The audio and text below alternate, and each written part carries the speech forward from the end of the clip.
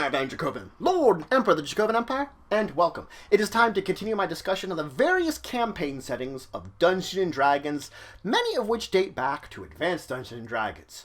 And of course, I started out with Spelljammer, Dungeons & Dragons Adventures in Space, which we have been talking about for quite a time now. Let's continue with it, though. I was talking about Lizardfolk last time. Let's go over a few more details. Now, the fact is, they are ravenous species, having appetites similar to those that halflings tend to have. They also are omnivorous, and aren't very picky when it comes to eating. They will avoid eating a sentient creature, basically hunting them down and killing them for food, but they aren't against scavenging the already dead. That's an important distinguishing factor. They might not kill you, but if you're already dead, well...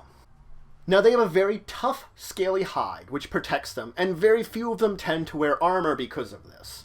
They also excel at being rogue types, fighter types, and cleric types, divine spellcasters, especially shamans.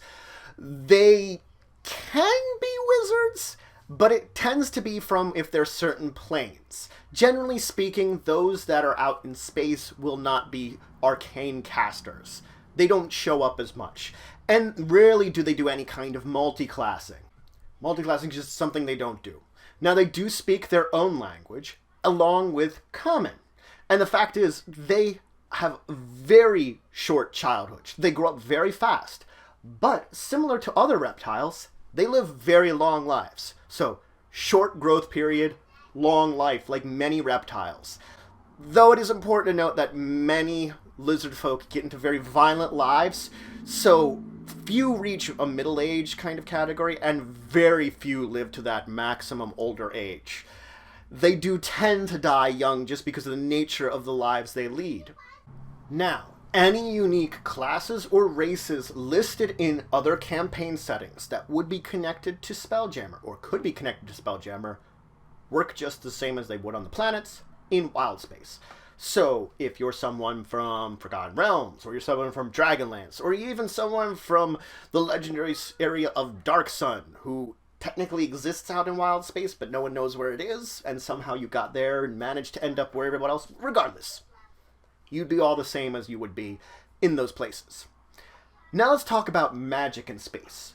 The fact is, most magic functions just as fine in wild space as it does on any planet, the exception being beyond the shell. The shell and the phlogiston change the ways that especially divine spellcasting and a number of other magics function. In order to negate this, there are some spells to assist those that would be trying to function here, and the fact is spellcasters are the people that master spelljamming helms.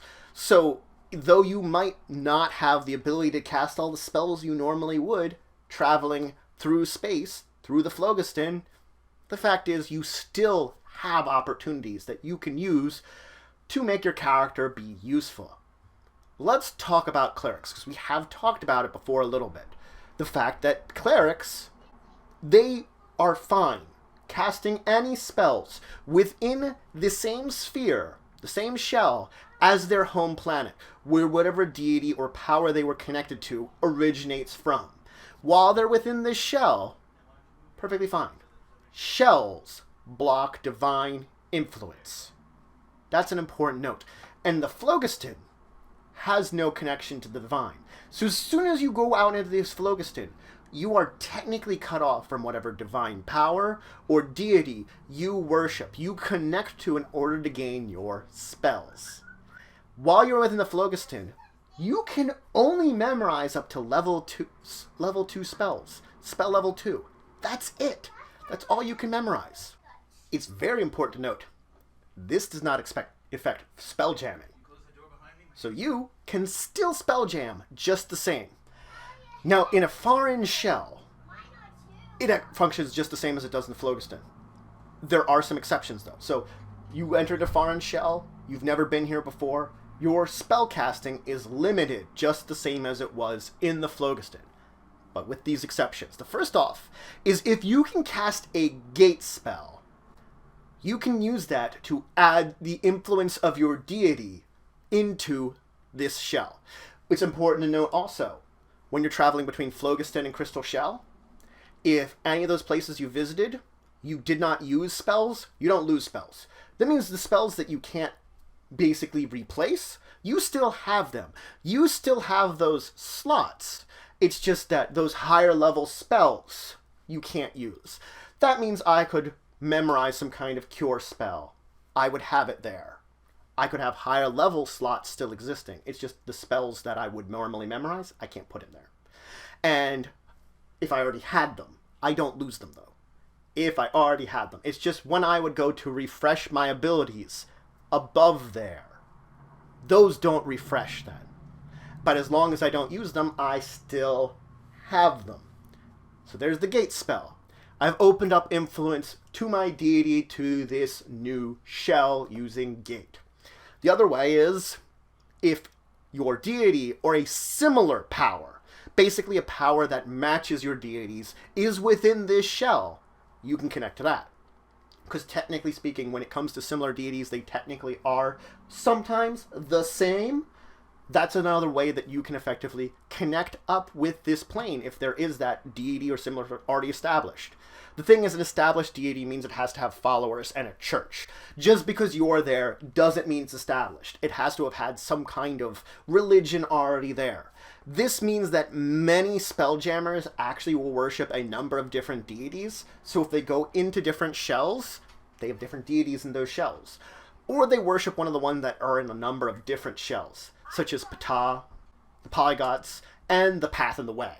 So if they worship one of these, they also tend to be fine, because these tend to be in a lot of different shells without you having to establish anything there. They are just a more basically universal influence divine source. So worshipping one of these combinations tends to help them out. Now, if you would cast a spell that would summon a creature from a nearby area, if the creature's not nearby, it doesn't work. It's like trying to summon an animal from nearby when you're in space. There are no animals. Similar, things that summon creatures of a divine source, or elementals, or extraplanar creatures, do not work when you're within the phlogiston. You can't summon the power of a god, you can't summon an elemental, you can't summon an angel, demon, devil, or summon similar extraplanar creature to the phlogiston. It does not work. Nor do spells that connect you to a divine source power or an entity like one of these work either. You are cut off from powers like this once you are within the phlogiston. You can still cast them, they just do not work.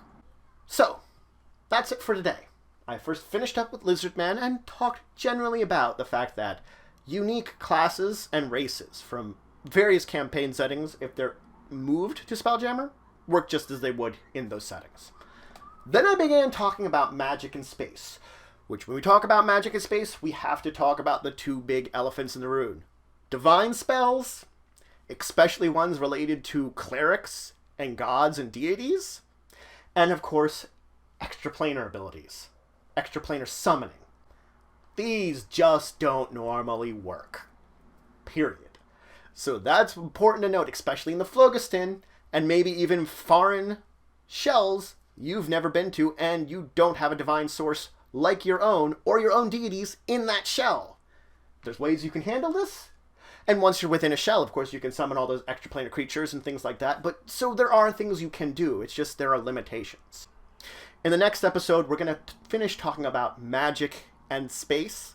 And we're going to move on to talk about the act of spelljamming. Being a spelljamming pilot. Being at the helm. But if you have any questions, comments, anything you would say, anything you think I left out, please leave in the comments below. Please like, share, and subscribe. It shows up with the channel, the empire, the work I do. If you want to show some extra support, you can always check out my Patreon. Link description below. There's some great rewards there. Helps to grow and improve the channel. But regardless, until the next time, I bid you farewell.